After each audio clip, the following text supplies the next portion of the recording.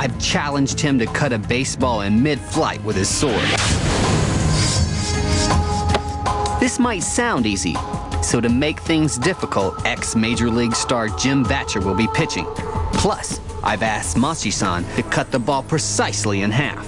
So how fast are you going to throw the ball? So it's going to be around 83, 84 miles an hour. Pitching at this speed over a distance of 50 feet means Machi-san will only have 4/10 of a second from the point the ball leaves Jim's hand to the moment he must cut it in half with his sword. Have you ever thrown a ball at a samurai before? No, I haven't.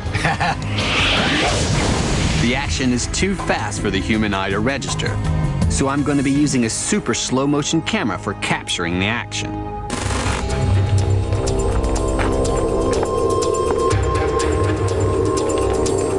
So Machi-san's getting ready right now. You can see how intense his face is because he's calculating how quickly the ball's going to come across the plate. And he's going to actually have to unsheath the sword and slice the ball all in one action. This is going to be unbelievable. Doing this in one fluid motion and drawing his sword to exactly the right position is going to be much harder than hitting it with a bat.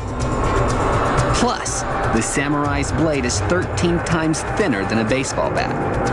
And he has the challenge of slicing the ball precisely in half. Are we ready?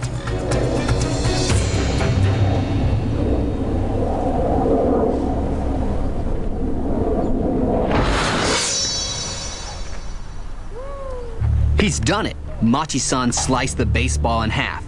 And today is the first time he's attempted this. But the action was far too quick for the human eye to register. To see it in detail, the super slow motion camera comes into play.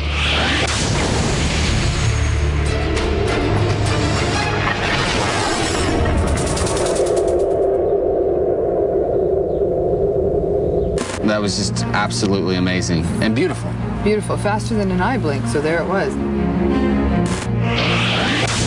Machi-san only had 4/10 of a second to slice the baseball in half.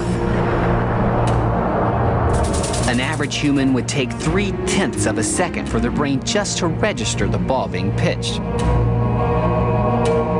leaving only 1/10 of a second to move the sword into exactly the right position.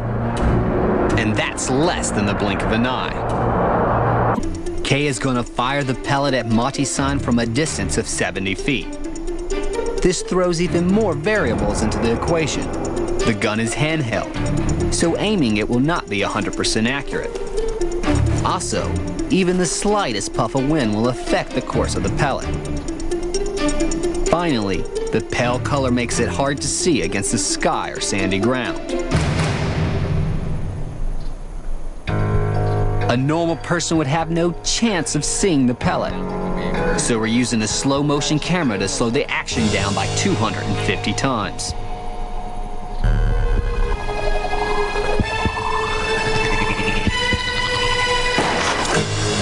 I heard something. The only way of knowing if Machi-san has sliced the pellet is to play back the slow motion camera.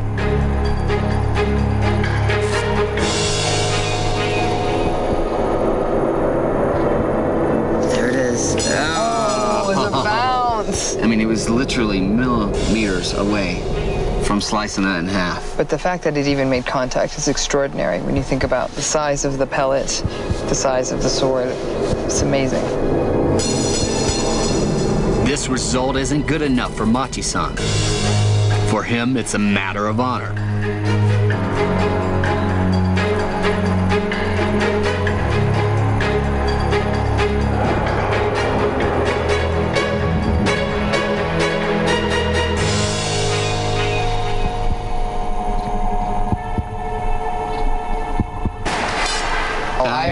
But I didn't see it. I saw a flash, the blade went by. All right, we're gonna play back. We're gonna play back. Using the slow motion camera, I want to see if Machi-san has achieved the superhuman.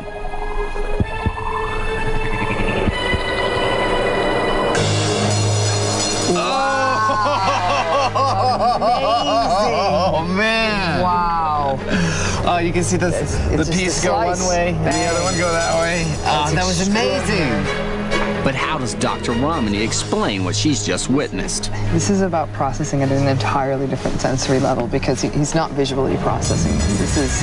This is a different level of anticipatory processing, something so procedural, something so fluid for him. He's working as a perfectly calibrated machine.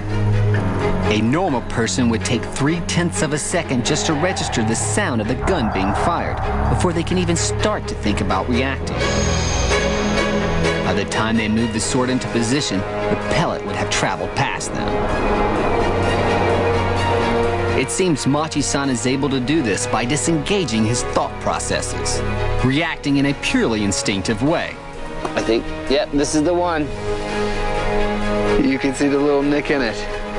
This tiny little thing, the nick he took out with a sword.